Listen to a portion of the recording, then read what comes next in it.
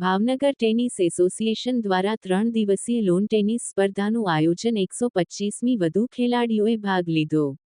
Bhavnagar tennis association BATP દ્વારા પહેલી 3 August 2024 દરમિયાન 3 દિવસીય લોન ટેનિસ સ્પર્ધાનું સફળ આયોજન કરવામાં આવ્યું હતું।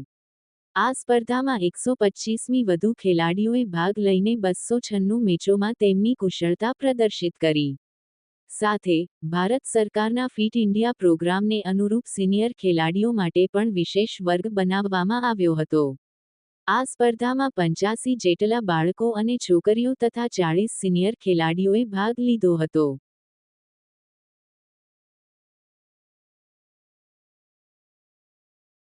માત્ર ને માત્ર બાળકો માટે એટલે અંડર 18 સુધીના દીકરાઓ દીકરીઓ માટે એક સરસ લીગ ટુર્નામેન્ટ BATP લઈને આવી રહ્યું છે। સાહેબ, thank you for the wonderful announcement. આપણે જોરદાર તાલીઓથી વધાવી લઈએ।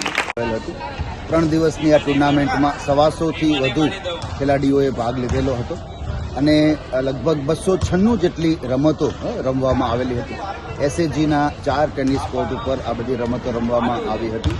ખૂબ જ મોટી માત્રામાં અંડર 10 કેટેગરી, અંડર 12 કેટેગરી, 14 કેટેગરીમાં નાના બાળકોએ ભાગ લીધેલો હતો અને એક ખાસ નવી કેટેગરી આ વખતે મૂકવામાં આવેલી હતી જેમાં પેરેન્ટ અને ચાઇલ્ડ બંને સાથે રહી અને એમાં ભાગ લેતા હતા।